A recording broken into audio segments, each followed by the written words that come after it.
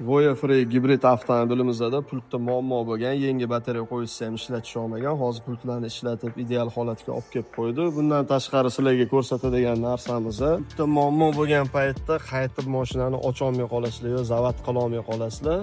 Mana двери oknaga kirasizlar настройкада, разблокировка при подходе, блокировка при уходе. Shu narsani o'chirib qo'yinglar.